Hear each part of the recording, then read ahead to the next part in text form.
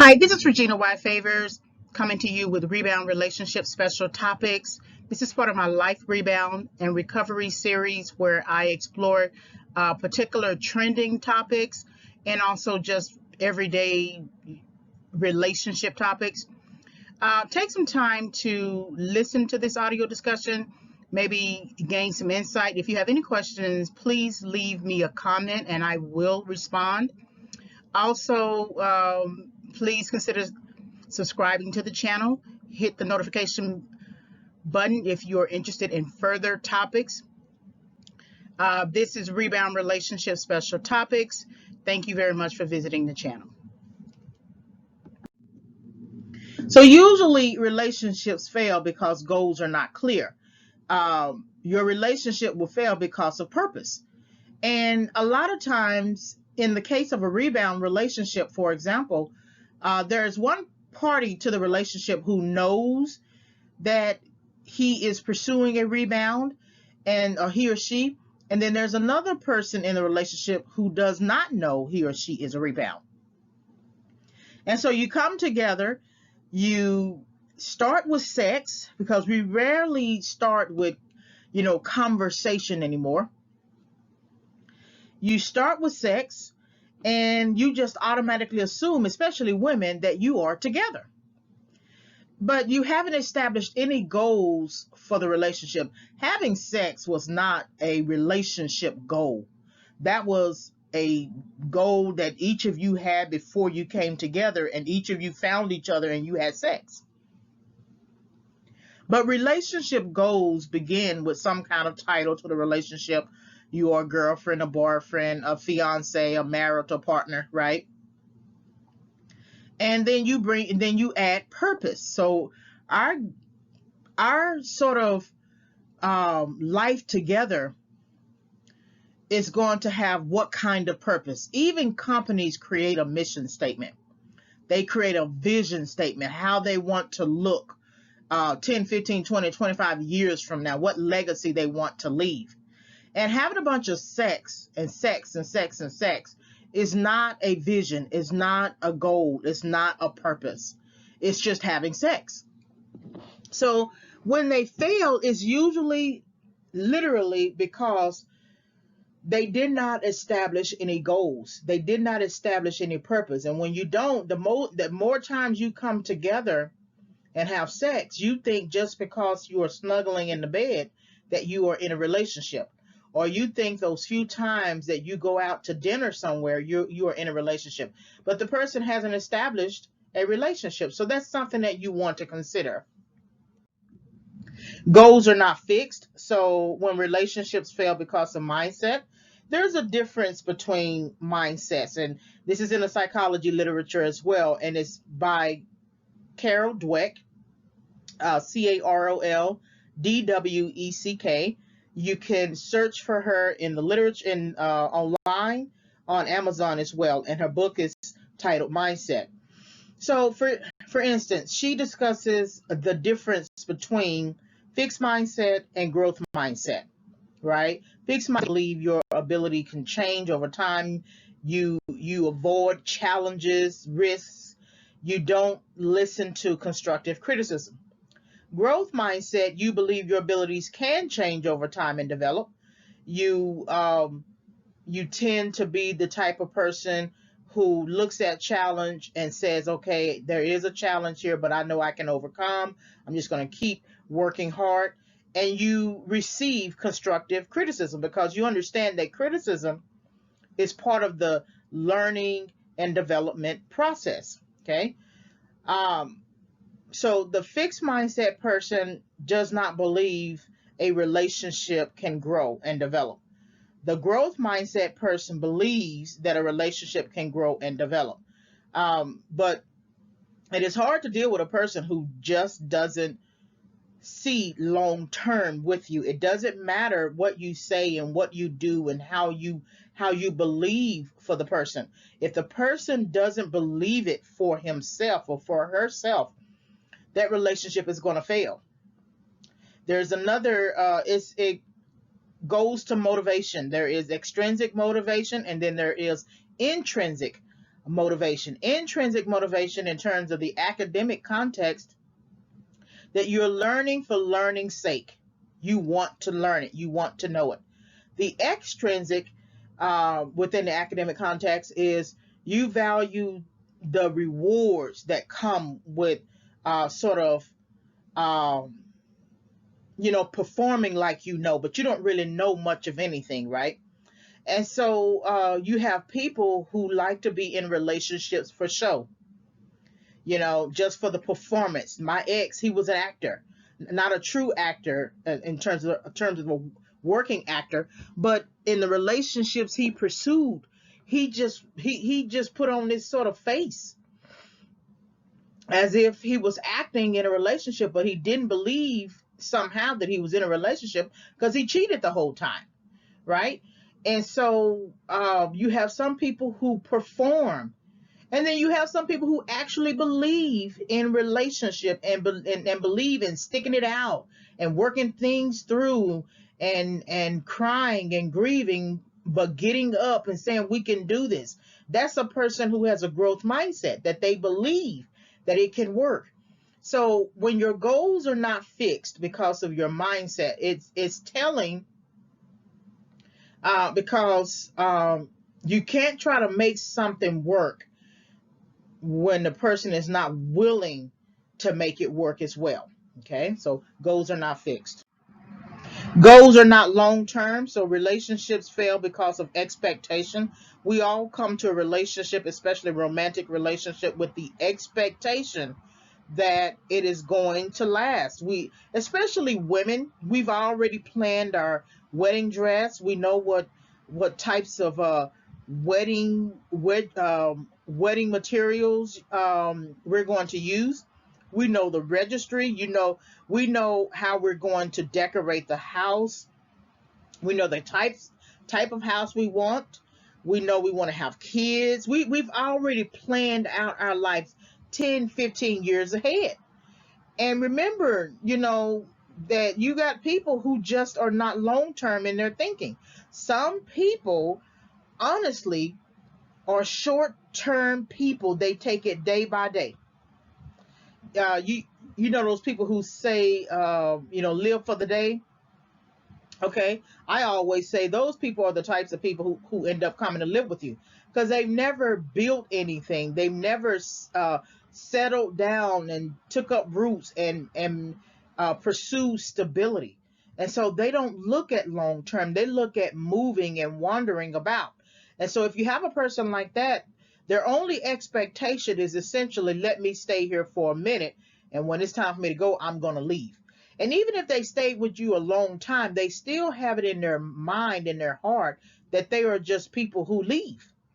And so trying to use expectation to turn somebody who doesn't want to be turned is going to break your heart. Your goals are not long term, and you got to think, sometimes it may not even have anything to do with the person not wanting to be long term with you. Sometimes they're just not people who are long term. They're not long term thinkers. Like I said, they live for the day. If they are alive when they wake up the next day, okay, right? So relationships will fail in this regard because of expectation. Goals are not realistic, so relationships fail because of laziness. And so realistically, you have to understand, this is the most important aspect, that you have to put in the work. And I've heard that a lot too, but you have to put in the work. A deal breaker, cheating is a deal breaker for me. I've only really been cheated on once, and I can look back on my 20s, and it was never revealed to me that the person cheated, but when I look back on it, I believe he did. But this last relationship, it was clear that he cheated because I got confirmation from the ex. I got confirmation from him once I got it out of him. And so that was something that really, really just, broke my heart, took me some time to get over. But what I realized was I was willing to put in the work. Even when he cheated the first or second, third time, I was willing to put in work. Like I said, I wasn't up on game. I didn't know that he was actually running game on me. I thought he was struggling. I thought he was struggling. If I had known that cheating was a lifestyle for him and a way of life and a way of thinking, I would have left that relationship a long time ago. I'm not putting up with that now. But if you were struggling, that's something else altogether, because people struggle. People have all types of different struggles. You don't just give up on people just because they struggle. But once I realized that this was a lifestyle for him, I had to let him go.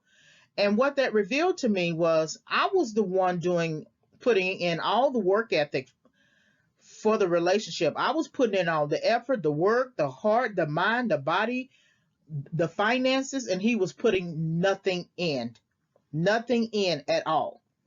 And it is his laziness, because he was lazy as a person. He never really kept a job. And even if he got a job, he didn't stay on it long. He would always create some situation where he had to get fired or something, right? And then he was lazy in just him as a human being.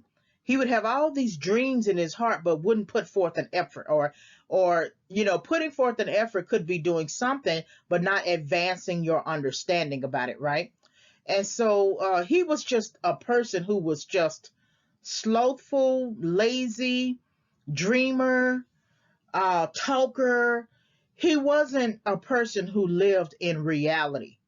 So it's hard to build dreams with a person, or to build goals, create goals with a person who is not realistic, because then you cannot create a realistic relationship with the person.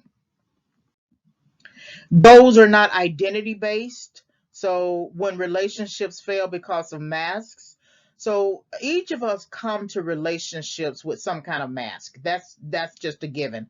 I'm not going to fault somebody on that, because we've all been wounded in childhood, in early adulthood. So it's easy to present a face to people, whatever face that will make it right for them, make them feel better. Especially if we grew up with a very demanding parent or guardian, where that parent sort of just stomped their foot and we had to stand at attention or something like that, emotionally, psychologically. And so that is still in us. It's still triggered when we come across a person like that. So we all have masks. But there should be some sort of effort to try to work towards moving out of that and moving into some sort of integrity about yourself, some sincerity, something that is true about you. What is it that is true about you? And one thing I thought about the situation with my ex, he just wasn't a person. He wasn't a person who was truthful. He wasn't willing to come to the truth. He didn't spout truth. He was just a lie. That's what I realized. Now he is a liar. He lied throughout the whole relationship. He's a liar as an individual, because he won't accept the truth about himself, and he won't accept the truth about life, that life requires you to be an adult. And he just put on this mask, and is one of those types of kids who don't want to get a whooping, don't want to get a spanking. And the kid says, okay, mom, I won't do it anymore. Okay, mom, I won't do it anymore. Then they turn around and do it exactly again. And then once you call them out on again, call them out on it again, they say, okay, mom, I won't do it again. Okay, mom, I won't do it again. So that just kept repeating itself. And what happened was I ended up becoming his mother. I ended up becoming a mother to him. And so I don't want to mother someone I'm sitting up here having sex with. So that was one of those types of issues that I had to take into consideration when I finally let go of the situation with him, and basically kicked him out for good. But relationships can fail because of masks. In that regard, he was still stuck somewhere in childhood. I don't know where it is, but the way that he interacted with me just told me that he was stuck somewhere. Because the way that he responded to something when I called attention to his cheating was like a child. Like, no, mama, I didn't put my hand in the cookie jar. No, mama, I didn't do that. No, mama, I didn't do that. Right. And so that relationship was going to fail because he don't know who he is. He doesn't, he still doesn't know who he is. So he has an identity problem. Goals are not original. So when relationships fail because of assumptions, well, again, we make too many assumptions in these types of relationships. I mean, especially women. Well, he called me, so I guess he want to be with me, you know, or he called me, so I guess he wants to talk to me. Sometimes the person is just calling you. Sometimes the person is just keeping up with you. Okay, what happens when he doesn't call you? Is it that he doesn't want to be with you? Sometimes it can be the person that's working or going to school or something like that. I will say, I've heard men say this, that when a man wants to be with you, he's calling you. He's at least once a day. He's calling you. Now, he may be on the phone with you for an hour or so, but it doesn't make any sense that he's not calling you, right? A husband or a partner who really wants to be with you, love you, etc. So goals are not original, meaning that you are um, basing that relationship on just false assumptions, right? There is no indication that it is actually a relationship as you believe it is. Goals are not strategic, so relationships fail at will. All of us have worked for companies where we had to sign, HR documents about the company being an at-will company, that they can fire you at any time, they can take you off schedule, they can let you go. Well, in this relationship, it's going to fail because there are no strategic goals. For relationships, you should have a short-term goal, a medium range goal, a long term goal, right? And the long term goal for me should lead to marriage. I'm not looking at 45 years old to have a cohabitation partner. I'm not looking for that. I've already done my share of shacking. So if I get back into the relationship game, and I'm not right now, I'm in solitude so I can reflect and think back on all of my decision making, and I just don't want to repeat the same types of mistakes before. But if I get back into the game, it has to be for marriage. I'm not looking to have sex with you. I'm not looking to carry on some long 2 to 5 year engagement. I'm too old for that kind of gaming. So I'm not looking to do that. So um, um, I would have to make sure make sure that I assess the person to know what kind of thinking they have. And the way you do that is by having a conversation. Our main problems, especially as women, I don't know about men because I'm not a man, but our main problems are we don't listen. We don't let the man talk. What we do is we take over the conversation and the man hears us talk. So then he can hear our vulnerabilities. He can hear that we want to be in a relationship. He can hear that we want to be married. He can hear that we want somebody to love us. And so what happens is, instead of solving that problem by becoming, a romantic partner to you long term, they decide to run game on that, pull at you, have sex, and not marry you. And so goals are not strategic. It requires some talking. It requires having conversation so that you know that this person over here is the type of person who is not the marrying kind, versus this person over here is the type of person who is interested in marriage and will follow through with marriage. Now, just because they don't marry you doesn't necessarily mean they're not interested in marriage, but they have it in their mind to care about it and be interested in it and be strategic about it. All right, so hopefully you were able to gain insight from this video discussion. Please like, subscribe, and visit. So please like the video, hit the notification bell for more discussions. I am re-uploading all of my audios, so I needed to make some changes to them.